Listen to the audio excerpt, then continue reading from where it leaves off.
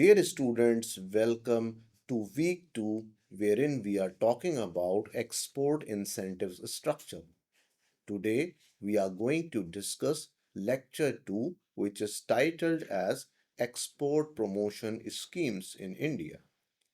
In today's lecture, we are going to understand in detail what are the different export promotion schemes that are available for exporters in India.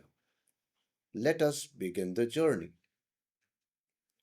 At the outset, it is imperative for all of us to go through the contents of today's lecture.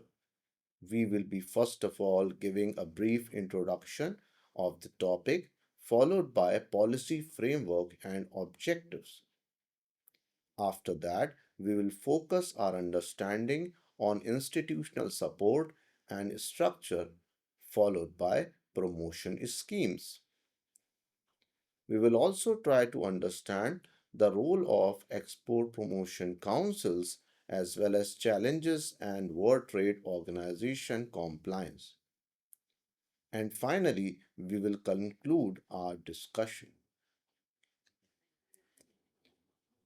As an introduction, it is very important to understand that export promotion in schemes are integral for development of export mindset and export-led growth in the economy. Export promotion schemes are important push for the domestic companies and industries so that they may access markets internationally.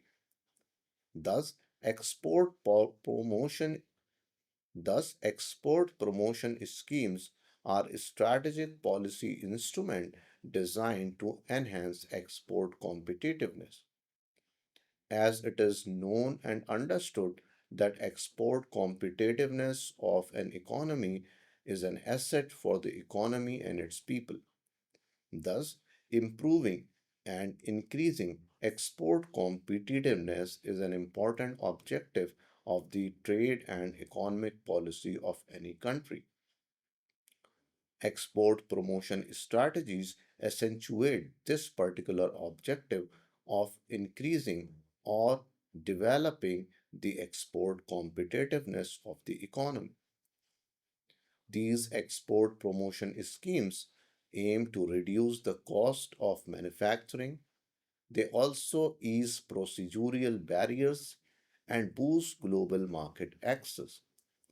There are different barriers under the procedures of exports which sometimes discourage domestic companies and industries to participate in the international market.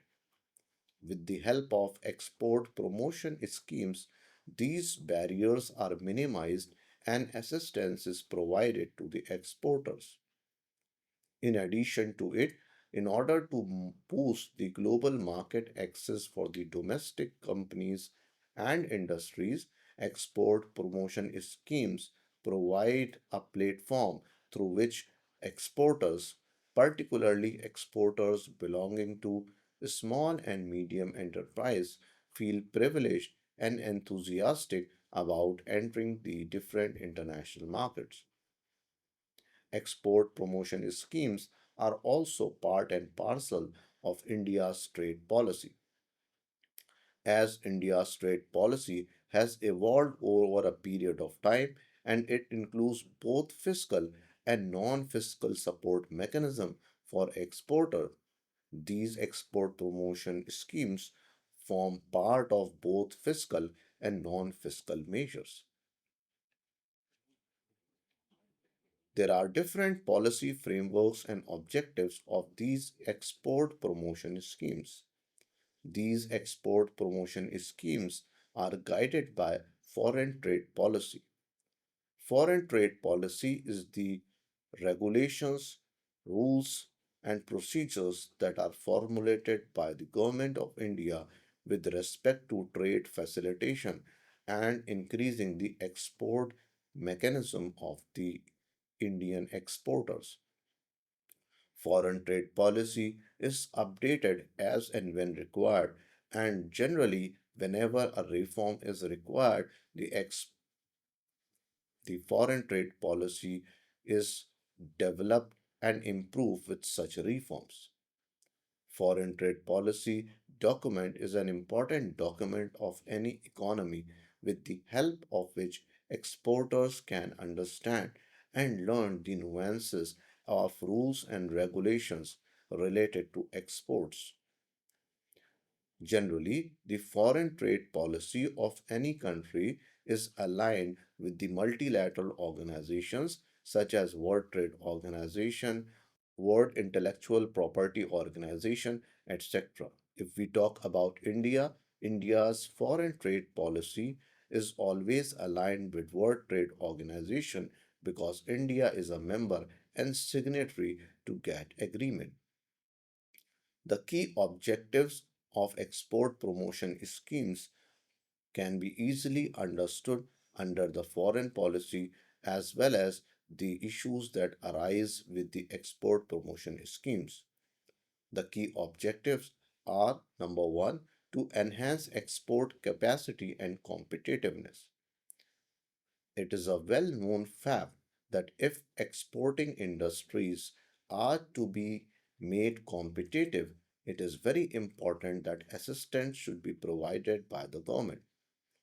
Also, for a country to expand its export and increase the exports, the export capacity of the industries should be increased. Thus, in totality, both these parameters of export capacity and competitiveness are achieved through export promotion schemes. The second is encourage diversification of products or markets. The different export promotion schemes encourage diversification of the type of product offered by domestic industries. The diversification of product refers to a chain of new products that are introduced by domestic industries so that the consumer base may increase. When it comes to diversification of market, according to export promotion schemes, exporters benefit by entering new markets. Even exporters are facilitated to explore such markets that have never been explored earlier, including countries that are smaller in their origin. The third important key objective is to support technology upgradation and innovation. With the help of export promotion schemes, several benefits are transferred to exporters to acquire technology from countries that are better in technology. Particularly, these are the countries that are capital intensive countries and are developed in their approach. For example, technology can be easily imported from United States of America, Germany, France in terms of by using export promotion schemes. And these technologies can then be utilized to manufacture better quality and products with high standards to the international markets. Innovation is another phenomena which needs to be instilled into the Indian economy. Our exports needs innovation so that we can compete with the global players at the international level. In order to achieve innovation, the support of government and other technical organization is very important. In the light of this, government provides supports to the domestic industries for catering innovation in the terms of export promotion schemes. Thus, we can easily reach to the conclusion that all the policy frameworks and objectives that comes in light with export promotion schemes facilitate medium and small medium enterprises and their participation improves in global trade. Let us now move on to understand the institutional support and structure under export promotion schemes. There are different organizations at the country level that provide substantial support to exporters and domestic industries so that they can become competitive, they can access new markets, and they can compete at the international level. The first is Ministry of Commerce and Industry. Ministry of Commerce and Industry under Government of India is responsible for policy formation. All the policies related to foreign trade, export, import comes under the purview of Ministry of Commerce and Industry. Ministry of Commerce and Industry, with the help of deliberations wherein exporters, domestic industries, economists, researchers, and policymakers, they come together to discuss and identify problems and its possible solutions.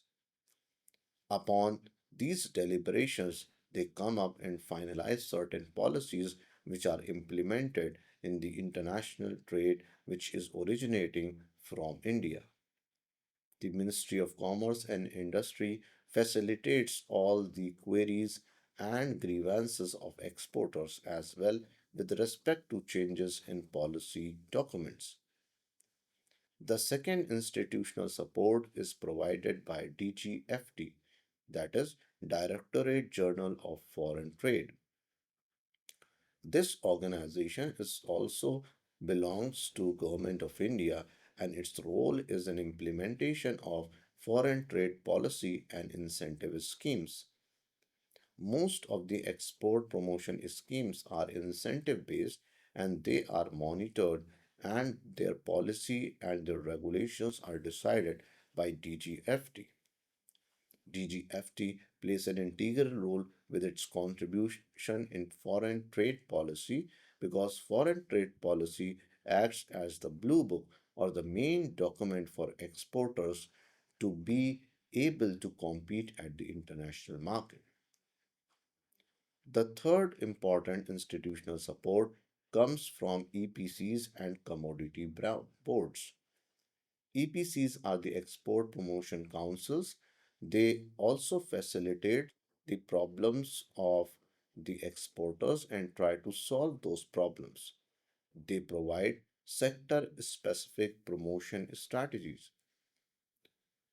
In India, we have seen that certain sectors are performing very well when it comes to export. However, there are certain sectors that are still lacking. For example, textile, organic chemicals are doing wonders, but maybe some other products like the garment industry is not doing that well in terms of exports. Thus, if garment industry requires some kind of assistance and promotion strategies, then export promotion councils and commodity boards can get into the play and they can advise and assist exporters to do wonders. The fourth is SEZ authorities, that is Special Economic Zone authorities.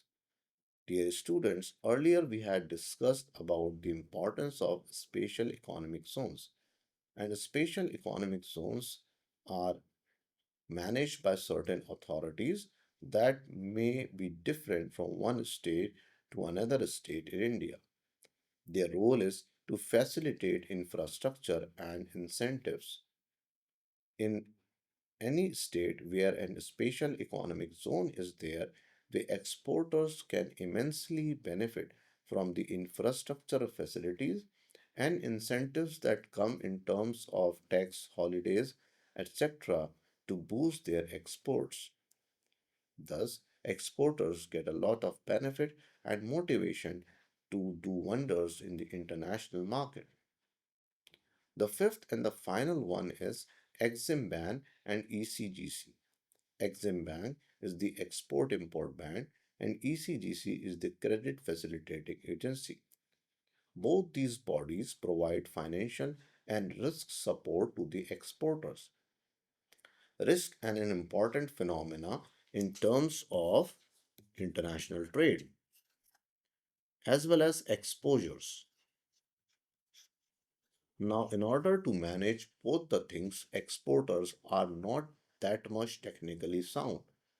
They need assistance to understand both the scenario as well as to estimate the possible risk and exposure arising in the future. This particular assistance is provided by technical expertise through Export Import Bank and credit facilitating institution in India. With the help of this, the exporters feel better motivated and prepared to tackle exposures and risks in the international market. Let us now move on to remission of duties and taxes on exported products scheme. This particular scheme is very interesting and important. It was introduced in 2021, replacing the old MEIS scheme. This scheme was built into the system in order to give some relaxation of duties and taxes on exported products. There is a clause of refunds embedded through taxes and duties and that are not rebated under GST or the other schemes. For example, if company A, which is a domestic company, is producing and manufacturing an product X, there is no relaxation on incentive in terms of this product under GST scheme. But still, if this product is very important and can be a backbone of India's economy in terms of exports, there may be relaxations may be given under this scheme. Thus, this scheme from time to time changes the list of the goods on which the scheme is valid. Generally, it covers taxes such as mandi tax, electricity duty, and fuel, wherein exporters get much relaxation. If we talk about fuel, the volatility in the prices of fuel is very important components in the cost of the goods produced. If it goes up, then the cost of the product also goes up. Thus, if exporters get benefit on fuel based on RODTEP scheme, they are benefited a lot and they can maintain cost stability in the prices of the exported goods. This gives confidence to the exporters as well as gives a good message in the international market related to the prices of the commodities that are being exported from India. This particular DTEP scheme is also fully WTO compliant and product specific. It means the remission of duties and taxes under this scheme does not violate any of the regulations of World Trade Organization. Let us talk about another scheme which is very interesting, the rebate of state and central taxes and levies. At times, exporters are operating in different states. In one state, there may be some relaxation. In another state, there may not be relaxation on that commodity. Thus, there arises a regional imbalance in terms of taxes and levies. For example, in state A and in state B, the levies which are being imposed on X product are different. This is a regional imbalance in terms of taxes and levies. And also, it is product specific. It is exclusive for textiles and apparel sector because of varied levies in different states. And under this scheme, there is a possibility of reimbursement of taxes on input costs such as electricity, value added tax on fuel, etc. This scheme has been popularly used by exporters in India, and exporters over the time have benefited due to this scheme. With the help of this scheme, the exporters have enhanced their competitiveness in global textile markets. And because of this, textile is one of the top four products which are being exported from India. In addition to it this scheme complements the production linked incentive scheme, and other textile export initiatives. Overall, we can understand that this scheme is very important for Indian exporters, and it is only because of this scheme that Indian exporters have made textile one of the most exported product of India. Dear students, now let us try to discuss the duty drawback scheme. Already we have thrown some light on duty drawback in earlier discussions, but that was a general concept of duty drawback. Here we are going to understand duty drawback scheme in terms of India. This duty drawback scheme in India is successful and it acts as a refund of customs or excise duties on imported inputs used in exports. This duty drawback scheme ensures that exporters are free from the burden of domestic tax costs. However, there are certain conditions such as a minimum quantified number of quantity to be produced to be sold in the international market with the input cost. This duty drawback scheme in India is of two types. One is known as all industry rate, which is a rate which is an average rate applicable to all the domestic industries in India. And the another type is the brand rate, which is specific to a company. This means that this is generalized and this is specific. Now, what is the need for creating this classification of a journalization and of being specific? The reason being, certain specific companies may require a specific duty drawback due to the emerging competition in branding. We know that in international market, brands are very important and the branding image of products actually captures the whole world market. In order to make Indian brands competitive with the international brands, some specific companies may need additional support. Replacing Indian brands at international level by foreign brands is the need of the hour if India wants to become economic superpower of India wants to become much more important in terms of international market. Thus, the logic satisfy this classification because of this logic, the specific company rates of duty drawback scheme are promoted. On the other hand, it is also true that all industries and domestic companies require some kind of duty drawback. Thus, there is also a common duty drawback rate which is known as all industry rate.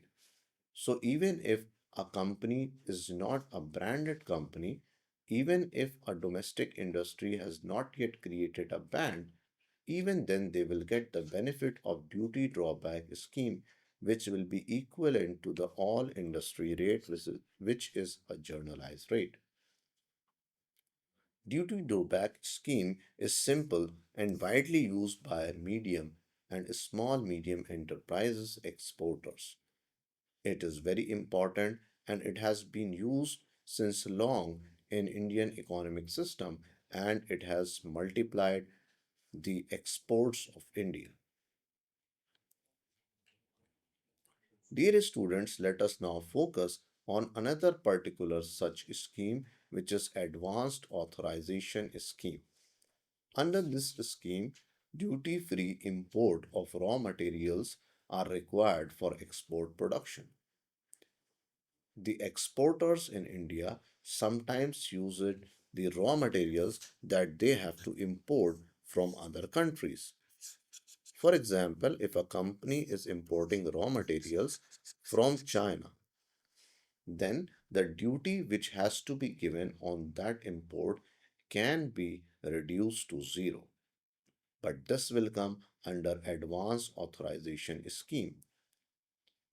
Another important regulation of the scheme is the in this scheme export obligation must be fulfilled within a specific time, which means that the company benefiting from this duty free import should export its goods and services as decided or agreed upon. The third is this advanced authorization scheme reduces input costs and improves global price competitiveness because the domestic companies are getting raw materials duty free. That is why the cost of inputs reduces. With the reduction on the cost of inputs, the total cost of production also reduces, thus reducing the price in the market. A reduced price product by exporters of India in the global market makes the products more price competitive. Another important issue related to advanced authorization scheme is that it encourages exporters to use quality inputs, because if they are using quality inputs and they are taking benefit of advanced authorization scheme, they will not be increasing their input cost.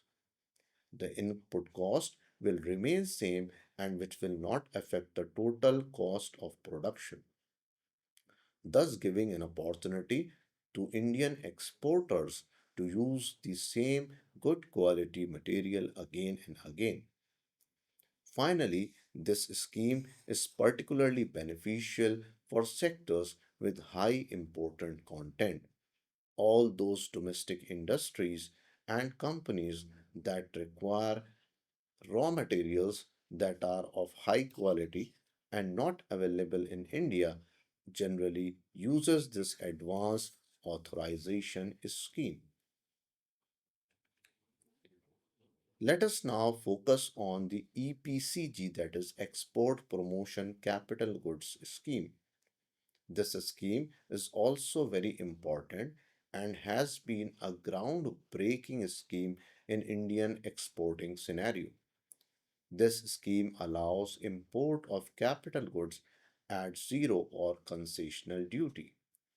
Generally, Indian manufacturing requires capital goods and machinery of high technology, but generally these machines are imported. Any exporter who wants to import these machines has to pay heavy duties on such machines. But with the application of Export Promotion Capital Goods Scheme, exporters can buy heavy capital goods such as machineries from foreign countries without paying any duties on that particular machine. That is, their import duty will become zero, or in certain cases, which are very specific, they will be paying only some concessional duty. There is a condition. The condition to avail export promotion capital goods scheme is to export goods worth six times of the duty which is saved within 6 years. It means if the duty saved on capital machinery is 1 lakh rupees, it means six times worth the duty saved. It means at least they have to sell 6 lakh worth goods and within 6 years. So, generally, companies are able to cross this condition, and only those companies that are incurring losses or that are already declining as per their cycle, they fail to do so. Otherwise, most of the industries are able to use this condition and avail the benefits of EPCG, that is Export Promotion Capital Goods Scheme benefits. The aim of Export Promotion Capital Goods Scheme is to improve the quality and productivity of export oriented manufacturing, as well as it aims to promote technology upgradation and quality improvement. Export Promotion Capital Goods Scheme is particularly relevant for sectors with high capital intensity, that is, sectors that require heavy machineries or better technology machineries. Let us now focus on SEZ and EOUs. SEZ stand for Special Economic Zones and EOU stand for Export Oriented Units. Special Economic Zones are the duty-free zones with tax holidays, simplified customs and infrastructure support. Different countries, including India, have utilized special economic zones and due to which the exports have gone up. Just to take an example, if in any state an area has been declared as a special economic zone, companies comes to that area to establish themselves so that they may avail the benefit of tax holidays.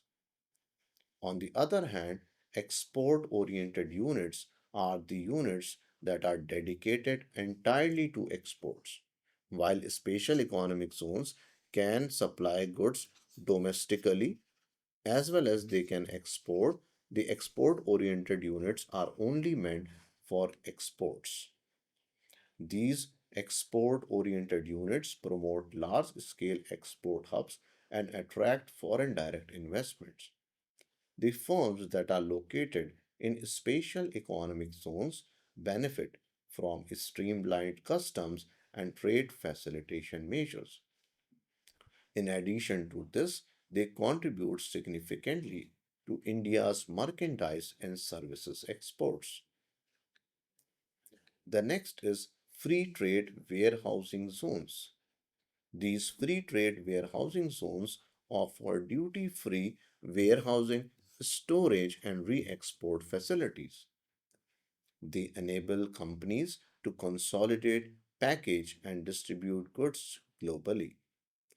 Such zones improve supply chain efficiency and reduce transaction costs because they are the warehouses where the goods can be stored and then exported to the destination. These zones has enhanced India's participation in global logistics, that is transportation and distribution network. In addition to it, these free trade warehousing zones are particularly important for high volume and time sensitive exports. The next is Market Access Initiative. Market Access Initiative provides financial assistance for market development and promotional activities. Domestic industries and companies lack the understanding of promotional and marketing activities, and this particular scheme assists them to place their product in the international market in a better manner. It does so with the help of organizing trade fairs, exhibition, and different buyer sellers meetings abroad as well as in the own country. The scheme also funds different brand promotion and market research projects that assess the small and medium enterprises of India. Market access scheme is useful for small and medium sized exporters to explore and enter new markets as well as they can build their brand visibility and long-term market presence. The next one is market development assistance. Market development assistance is another scheme that offers cost sharing support for exporters participating in overseas events. This development assistance covers travel expenses, participation fees, and promotional costs. The scheme aims to help exporters explore and penetrate new foreign markets. Market development assistance promotes business linkages through trade delegation and buyer seller interactions. Thus, it is rightly to say that market development assistance plays a vital role in strengthening India's export outreach. The next is transport and marketing assistance. This particular scheme supports agricultural and processed food exporters with freight and marketing subsidies. As freight is an important integral part of agricultural export, Thus, this particular scheme targets such kind of phenomena. It reduces the high cost of transporting goods to distant global markets as well as encourages diversification of agricultural export destination. It helps Indian exporters compete more effectively in the overseas markets as it contributes to enhancing rural income and agricultural export earnings. The next one is the Niryat Bandhu scheme. This scheme is also helpful for the domestic companies. Under this scheme, the focus relies on capacity building and mentoring of new and prospective exporters. It means that domestic companies that have the potential to export but are not able to do so due to one or other reason, they are provided assistance to do so under Niryat Bandhu scheme. This scheme provides different training programs to the small and medium enterprises, organizes workshops for them, and develops different awareness campaigns that are directly monitored by Directorate General of Foreign Trade.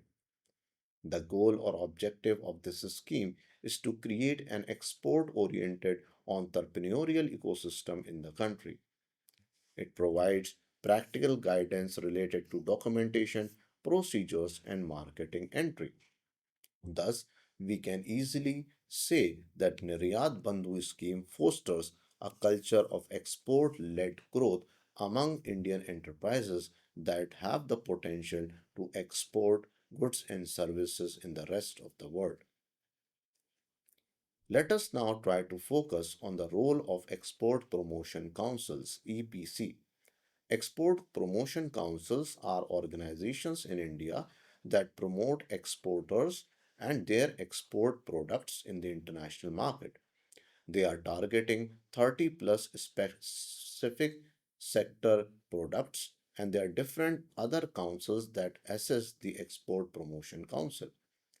Export promotion councils are sector specific bodies, that is, each type of body is made for one type of sector and support India's exports. They provide assistance in the form of technical know how, trade information, and policy advocacy.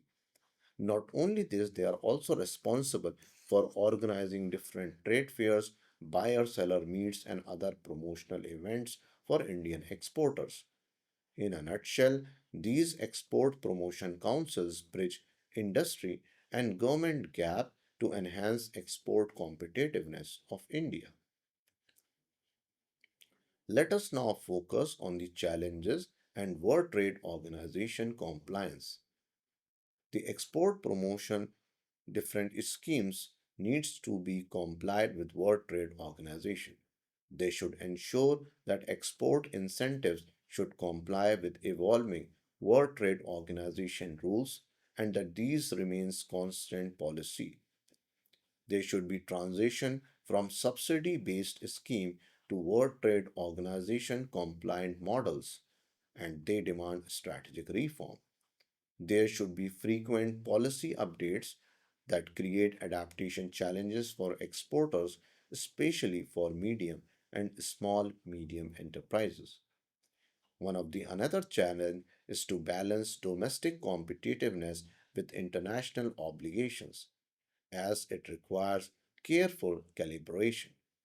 And finally, there should be a compliance driven redesign because it should strengthen credibility, but it should also add administrative complexity. Thus, it needs to be dealt in properly. Dear students, let us now conclude what all we have discussed in today's lecture. We have highlighted the importance of export promotion schemes and reached to a conclusion that these schemes are vital tools for enhancing India's global trade competitiveness. Export promotion schemes address key barriers by lowering costs, simplifying procedures, and improving market access. We have also understood that continuous evolution of policies ensures alignment with World Trade Organization commitments and sustains export momentum. The strategic focus on technology, infrastructure, and capacity building will strengthen India's position in global value chain and export promotion schemes do a better contribution in this manner. Thus, the final note is that a coordinated approach involving government, industry bodies, and exporters is essential for sustained export led growth, which can be achieved through the application and usage of export promotion schemes. Dear students, thank you very much for being there in this lecture with me.